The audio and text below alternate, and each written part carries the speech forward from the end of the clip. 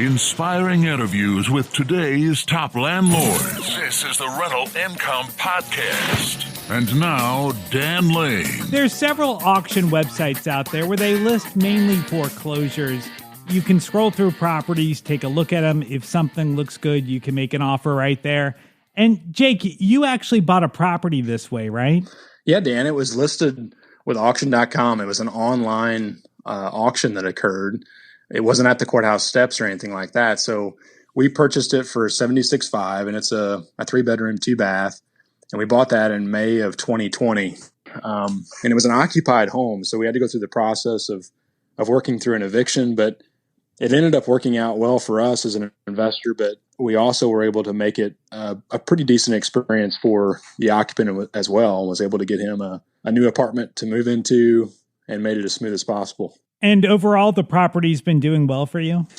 It's to date, it's still the best property that we've purchased as far as net income that we receive off of this property. And it's still one of the highest demands that we have for the houses that we have in our portfolio. The big risk with some of the online auctions is that in a lot of cases, you can't actually go inside the property to inspect it before you buy it. So you kind of have to rely on the listing and whatever information they have in there. Maybe they have some interior pictures. In Jake's case, we're going to find out if he was able to get in there or what kind of information he was able to get before he bought the property. We'll go over all of his numbers, what he paid for the property, what the rehab cost was, and what the property is renting for today. And we'll get some more details on exactly how everything has worked out. Joining us on the show today from Jackson, Missouri is Jake. Our guest only wants to go by his first name today, and that's totally cool. So let's take a really quick break to thank our sponsors. We'll come right back and we'll talk to Jake. Do you have a number in mind for a certain monthly cash flow that you want to get to? Or maybe it's a certain net worth that you want to build to. Whatever your goal is, you don't need to figure out how to get there on your own. Shaylee Ridge from Ridge Lending Group is more than happy to work with you to show you how to get there. Shaylee is a longtime rental property investor, and she's also helped thousands of investors, both brand new and experienced, finance their rental portfolios.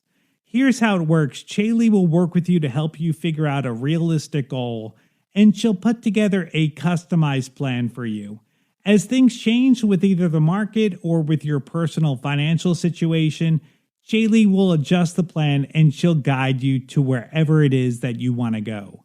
The best part is there's no extra charge for this service. This is a free benefit of working with Shaylee Ridge and Ridge Lending Group.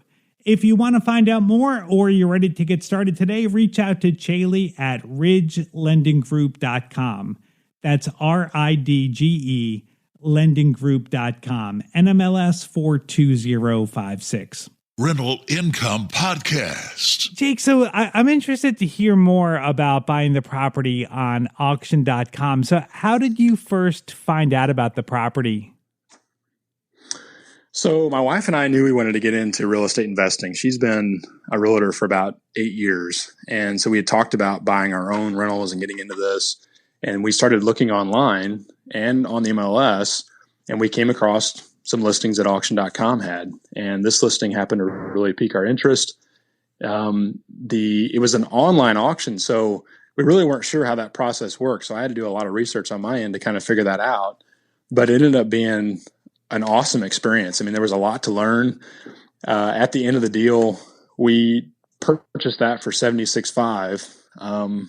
And really after renovation and everything, we were in that property for about $90,000 after our renovation cost. Now, you mentioned at the beginning of the show that there were tenants in the property, or I guess, was it the old owner or was it a tenant? Yeah, it was the owner of the property. Okay. So did that make you nervous at all that you would have to go through an eviction to get rid of them? Or did you not even realize at the time that this was going to be a problem? It was disclosed. So auction.com disclosed that it was an occupied property.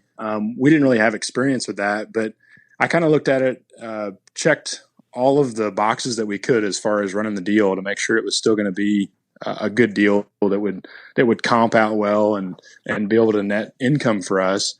But the occupant side was new. And so we had to do quite a bit of research. Of course, worked with an attorney to figure out the best approach to work with the person that was in the house. And you weren't able to get in there to see the property before you bid on it, right?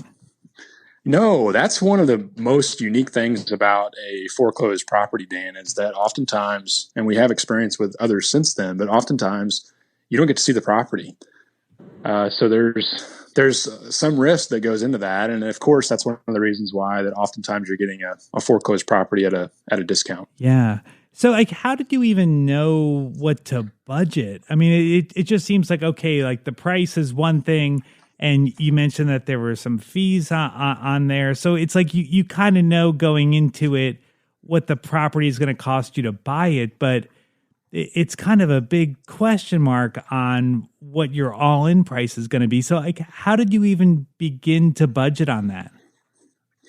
We started with comps. So, and we obviously knew the address of the property, and it was posted for several weeks before the auction occurred. So we were doing quite a bit of research up until the auction date. I drove by the property several times and tried to get as much, intel that we possibly could about it. Did some comps on houses in the area, and my wife, being a realtor, she had a really good understanding of what houses were worth. So we felt like that house was going to be worth, if it was in decent shape, somewhere around $150,000 or so. So we felt like that if we could get it below probably $80,000 to $85,000, we felt like that we would be willing to accept that risk of what kind of condition it was in. Okay, so you were getting the property just so cheap. I mean, you said $76,500 is what you bought it for. So $76,500, fixed up it's going to be $150,000. So you're just hoping that it's not going to be a $100,000 rehab. That as long as the rehab is reasonable, that this is going to work out. Was that kind of your thinking? Yeah. So how much? Spot on. How much did it end up costing to fix everything up? So we had about $12,000 in rehab. Okay. And at that time, we didn't have a contractor, so we spent quite a bit of time trying to find somebody that really was going to meet the standards of what we wanted in rental properties. And super pleased to have the contractor we have. We still have him today for our whole portfolio. All right. So $76,500 to buy it, $12,000 for the rehab. Did you spend a lot in legal fees to get rid of the old occupants? No, we really didn't. I don't have an exact number on that, Dan, but I would say that was probably under $2,000. Okay. All right. So you're all in for just about $90,000. And then what does that property rent for today? So today it's $1,200. At the time, it was $1,100 a month, is what we were able to rent it out for. And today we just signed a new lease on it. It's $1,200 a month. Hey, great. That sounds like a good deal. What's the neighborhood like? It's in a solid neighborhood. The school district is highly rated. This property is really unique because it has ground with it, and it also has a shop. So there's about 2 acres of property with it that's in a location that a lot of people want to live in. So it's sort of a hub between two significant cities. So it's a great location. Okay. Now, how does the financing work with auction.com? Are you able to get a traditional mortgage when you buy the property, or do you have to use some kind of short-term financing? Like, how does that work? They require hard money. So we used our HELOC. So we took a HELOC from our personal home to make that purchase. And then after we finished the renovations, we were able to refinance that to permanent financing. Okay. So did you get like just a regular 30-year loan? So that's one of the interesting things about our strategy and what we're trying to look for here. And I know there's some debate on both sides of this, Dan, but we had a promo through our credit union that they were offering a 15-year fixed rate for 3%. These are pandemic rates, but 3% 15-year fixed. And so that was the first house that we purchased with that program. Okay, so 15 years. So today, I know you've grown your portfolio since this property. How many properties do you have today? We're going to close on our 12th property tomorrow. Okay. Yeah. So is your strategy then to put everything on a 15-year mortgage, or was that just this one property? So that after we realized this program was out there, and really the power that behind that, these low interest rates, this short term from an amortization schedule, 15 years, relatively short, we decided we would try to put as many properties as we could on that loan program. So we were able to get 10 units, 10 of those properties. There's 7 single family homes and 1 triplex that we were able to get locked in on a 15-year fixed 3%, which we're super excited about. Yeah, I mean, 3% is an incredible rate. The thing that always makes me nervous with the 15-year is that the mortgage payment is just that much bigger. So was that a concern? I mean, with a 30-year mortgage, most investors get a 30-year mortgage because the payment is a lot lower. Did that concern you at all, that maybe the payment would be too much, and if you had a property with a lot of repairs, that it would maybe be difficult to make everything work? It for sure did, and it still does. We try to shoot for that 200 net a door, which I think is a pretty standard in the industry. And it's definitely harder to do that with a 15-year loan. Now with lower interest rates, it's easier to obtain that. But now the interest rates are starting to creep up. That is certainly a factor that we look at. But we really were looking at that more of that. Let's pay this portfolio off. Yeah. For us, this is a retirement vehicle, so we're really looking at the long game. We're actually not looking to take any of the profits from the portfolio now. My wife and I both have W-2s as well, so we take the profits that are from the portfolio, we put it back into it for maintenance and capex, and vacancy and those kind of things to make sure we're positioned well. All right, so the plan is get everything paid for, and then at some point, I guess 15 years from now, the portfolio is going to be free and clear, and you're going to have a ton of cash flow. That's probably the plan. We might, look at re-leveraging at that point to maybe buy other deals or that kind of thing, but definitely want to get the LTV down low enough that we feel, in a much more secure position. Yeah. Well, let's take a look at your numbers here and see how this all plays out. So if you add up the rents for all of your properties, how much gross rent did you bring in last year?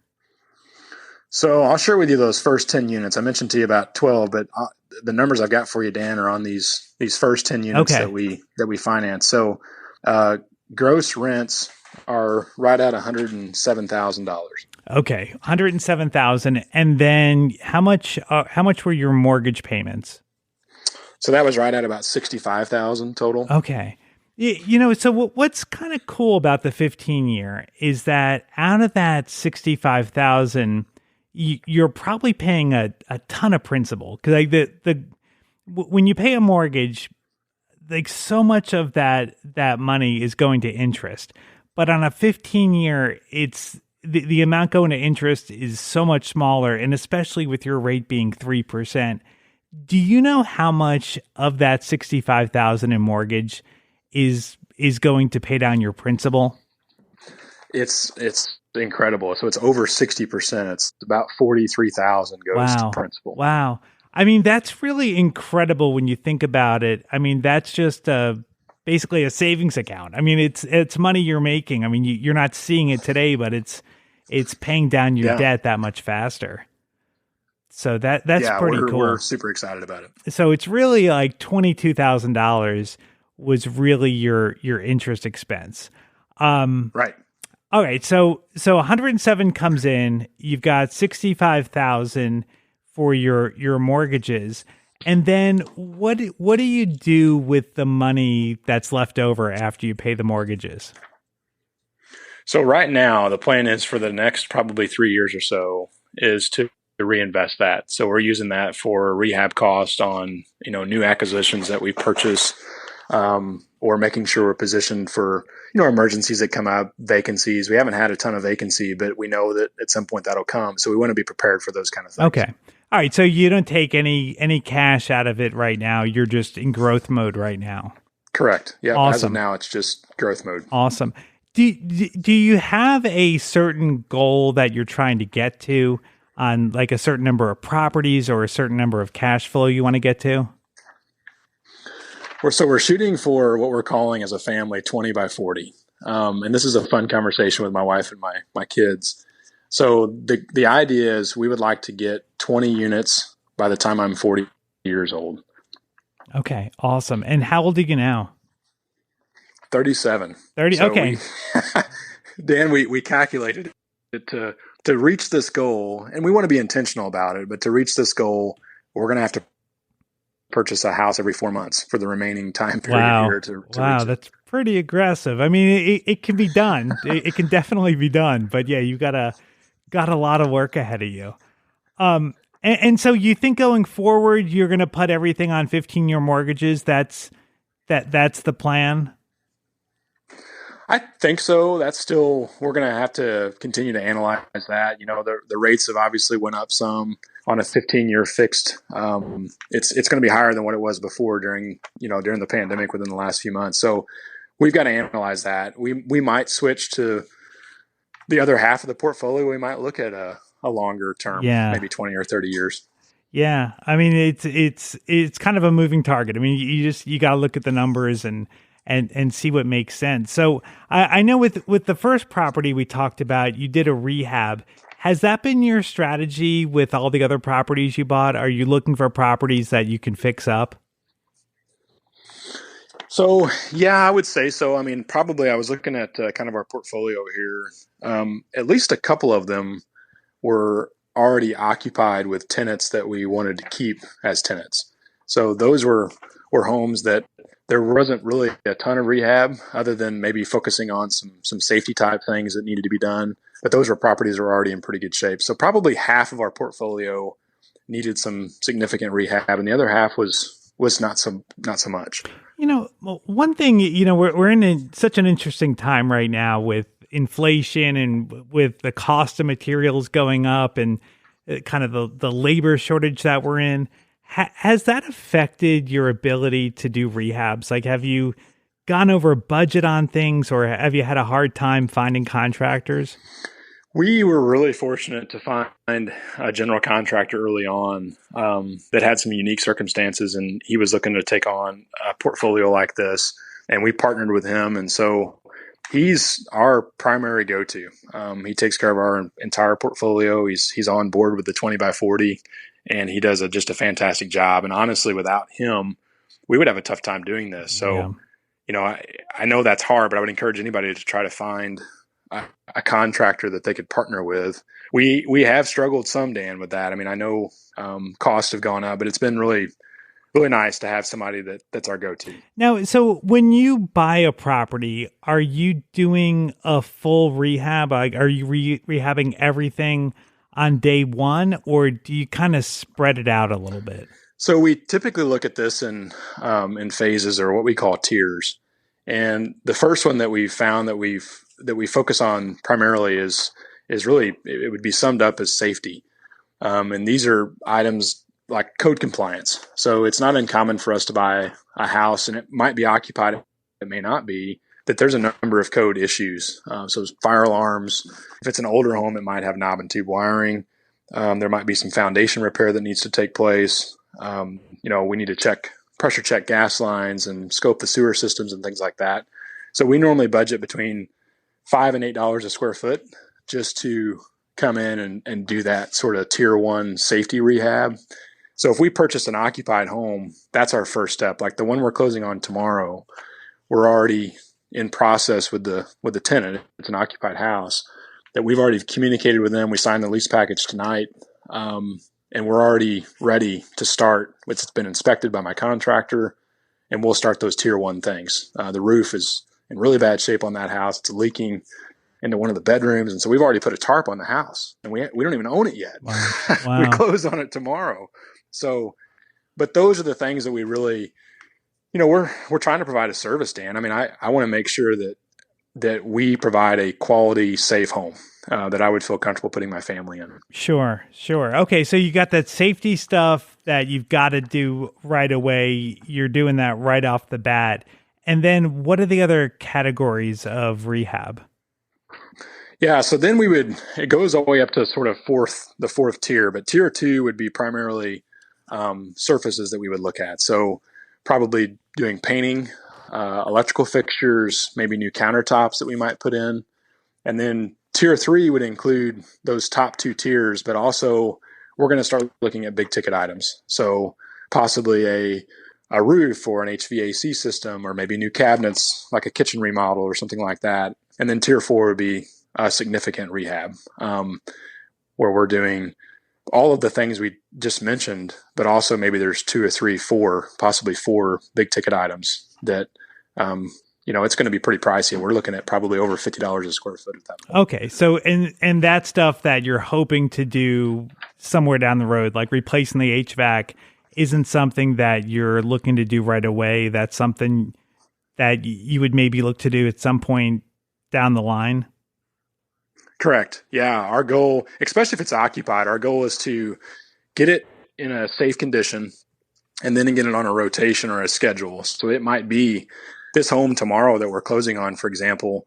It might take us 2 years to get all of the things to the point where we feel really comfortable with it cosmetically, but within 2 or 3 months, we'll have the safety items finished. Yeah. So so it's kind of this rotation that we go through. Yeah. I think that's a good way to think about it, because, that way you can budget for it, you can save up the cash flow, and then you can reinvest it into making the property better.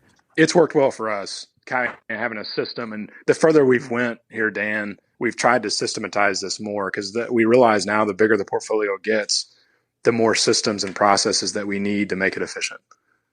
All right, last question. Renting to people with pets, how do you feel about that? So there's a huge demand for it.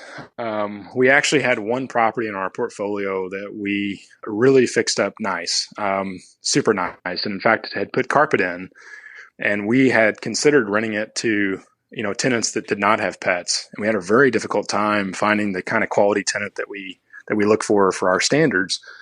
So all of our properties are pet friendly, and we just have a pet addendum with our lease, and we go over some details. There are additional expectations, and we do charge a monthly pet rent, but there's a huge demand for it. So we've tried to meet that demand.